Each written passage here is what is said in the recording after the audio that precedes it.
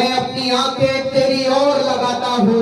जब मैं और आप प्रार्थना कर रहे हैं ना, हमें ये बात स्मरण होना चाहिए कि हम किस परमेश्वर को पुकार रहे हैं, जो जमीन पे नहीं, जो आसमान पे विराजता है, जो स्वर्ग में बैठा हुआ है। हम उस परमेश्वर को पुकार रहे हैं।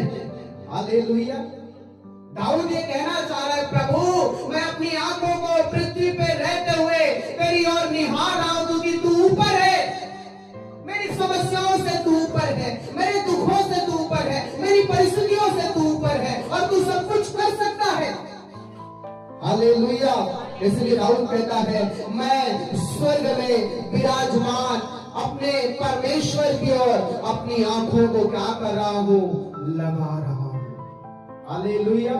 जब हम प्रार्थना में बैठे ना, तो हमें ये स्मरण होना चाहिए कि मैं किस परमेश्वर को पुकार रहा हूं,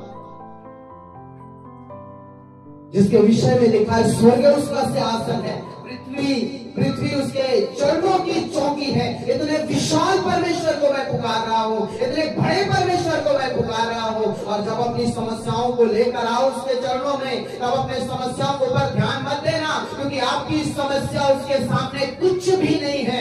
आपका परमेश्वर इतना बड़ा परमेश्वर है। हालेलुया।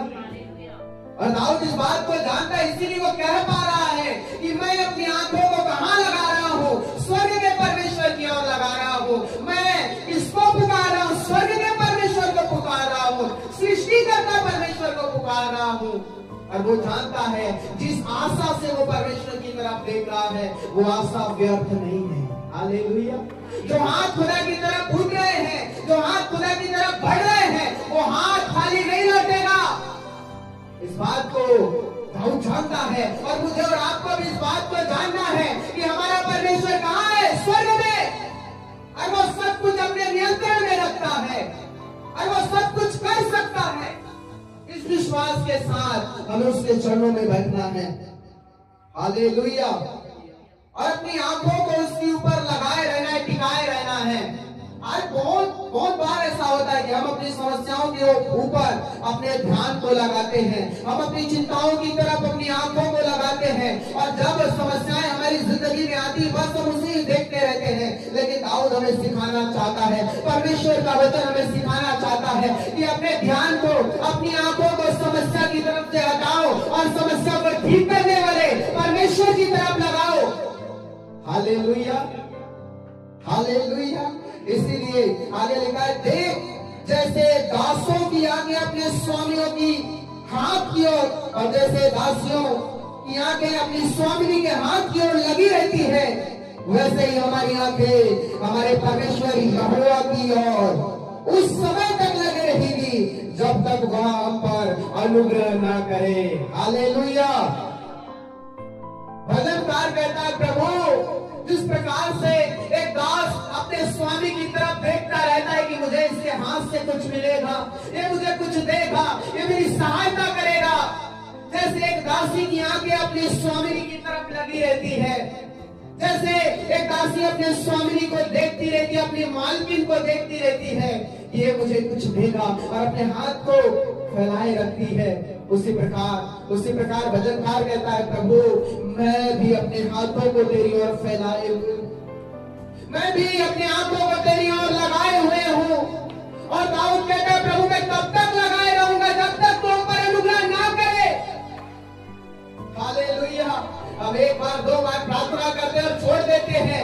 दाऊद कहता है, जब तक तू ना सुनेगा तब तक मैं पुकारता रहूंगा, जब तक तू मुझ पर अनुग्रह ना करे मैं तब तक अपने हाथ को फैलाए रहूंगा। हालेलुया। यह अद्भुत है, यह अद्भुत है, क्योंकि वो हमारा स्वामी है।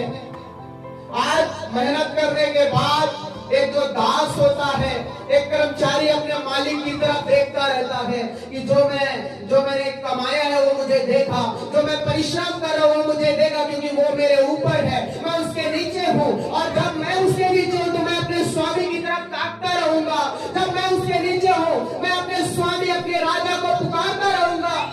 और कब तक वो नहीं देगा, तब तक। हालेलुया।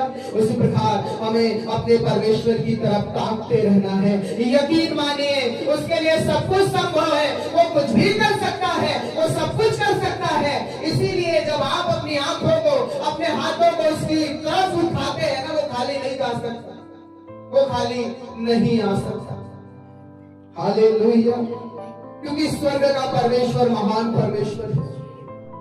और पता है यहाँ पर तो दाऊद बड़ा झुक के बात कर रहा है, प्रभु जैसे दास अपने स्वामी की तरफ देखता रहता है, मैं तेरी तरफ ताकता हूँ। वो अपने आप को एक दास के समान बताता है, लेकिन यूहन्ना 1:12 में परमेश्वर ने सिग्नेचर करके दिया है, जिसने मेरे ऊपर विश्वास किया वो मेरी संतान है। हालेलुया। और आपको पता है जब पड़ोसी रोता रहेगा आपको उसका ध्यान नहीं आएगा, लेकिन जब पुत्र रोएगा, जब बेटी रोएगी, आपका ध्यान उसकी तरफ आता है। क्यों पता है? क्योंकि प्रेम अधिक है। दास और स्वामी में बड़ा अंतर था, डिफरेंस था, अलगाव था, और उसी अलगाव को खुदा ने खत्म कर दिया। कहा तुम मेरे पुत्र हो, तुम मेरी पुत्री हो। हालेलुया। और जब संतान आप पुकारेगा ना, वो सुनेगा और वो स्वर्ग से उत्तर देगा। हालेलुया। पुत्र भी थोड़ा दूर हो जा रहा था, क्योंकि पिता से एक पुत्र सब कुछ बयान नहीं कर पाता, सब कुछ बता नहीं पाता। इसीलिए एक जगह में यीशु मसीह ने कहा यूहन्ना 15 अध्याय में, अब तुम दास नहीं, अब तुम मेरे मित्र हो। हालेलुया। ये भी थोड़ा दूर हो जा रहा था, तो यीशु मसीह जब मृतकों में से जी उठे तब कहा मेरे भाइयों को कह दो कि मैंने जो बातें कही वो पूरी होगी। हालेलुया। अब उसने कहा कि तुम मेरे भाई हो, तुम मेरी बहन हो। कितना रिश्ता उसने मजबूत कर दिया है मेरे खुदा के अजीज लोगों। इसलिए जब अपनी आंखों को हम ऊपर उठाएं, जब हम किसी विषय को लेकर प्रार्थना करें, जब हम अपनी समस्याओं में बैठे, अपने परमेश्वर की तरफ देखना और समस्या को भुड़कना कि मेरा परमेश्वर बड़ा है, समस्या बड़ी नहीं है। हालेलुया। और हमें अपनी आंखों को उसके ऊपर लगाए रहना है, क्योंकि बाइबल कहती है जितनों ने उसके ऊपर देखा उनका मुंह फिर कभी काला होने। हालेलुया। एक बहन थी समूएल की पुस्तक में लिखा, एक अध्याय में, हन्ना नाम की, बड़ी टूटी हुई थी, बड़ी बिगड़ी हुई थी, अपनी जिंदगी से निराश थी, अपनी जिंदगी से हताश और परेशान थी। एक दिन वो खुदा के भवन में आई, एक टूटेपन को वो लेकर खुदा के भवन में आई और उसने अपनी आंखों को उसकी तरफ लगाया। बाइबल कहती है उसने उस दिन कुछ नहीं खाया था, उसका पति उसे मना रहा था, वो भूखी थी, वो रो रही थी, एक दुख को लेकर आई थी, और परमेश्वर के चरणों में बैठकर वो आंसुओं को बहा रही थी, आंसुओं को बहा रही थी। तब परमेश्वर ने उसकी प्रार्थना को सुना और उस समय का जो याजक था उसके पास आकर कहता है, क्या तूने शराब पिया है? उसने कहा, प्रभु नहीं, ऐसी बात नहीं, मैं अपने दुख के कारण ऐसा हूँ, मैं अपने दुख के कारण ऐसी हूँ, ऐसे करके जो हन्ना है वो बोलती है। फिर याजक एली कहता है, प्रभु तेरे मनोकामना को पूरा करेगा। और उसके जस्ट बाद लिखा है कि उसका चेहरा खिलखिला उठा था। उसके जस्ट बाद लिखा, उसके बाद वो कभी दुखी नहीं हुई, क्योंकि वो जान गई थी जिसके पास मैं अपनी समस्या को लेकर आई हूँ वो परमेश्वर मेरी समस्या से बड़ा है। हालेलुया। इसलिए दाऊद कहता है, मैं अपनी आंखों को तेरी ऊपर लगाता हूँ और मैं जानता हूँ मेरी सुन लेगा। 3 वचन, यहोवा हम पर अनुग्रह कर, क्योंकि हम अपमान से बहुत ही भर गए हैं। हमारा जीव सुखी लोगों के कथों से और अहंकारियों के अपमान से बहुत ही भर गया है। हालेलुया। दाऊद अपनी जिंदगी में एक बात को जानता था, चाहे उसके जीवन में हजारों संकट है, मुसीबत है, डर का माहौल है, लेकिन वो अपने परमेश्वर को पुकारना नहीं छोड़ता था। वो अपने परमेश्वर से सहायता मांगना बंद नहीं करता था, वो भूलता नहीं था, चाहे समस्या कितनी भी हो, लेकिन एक परमेश्वर है जो निकालने वाला भी है। हालेलुया। एक परमेश्वर है जो मुझे छुड़ाने वाला भी है।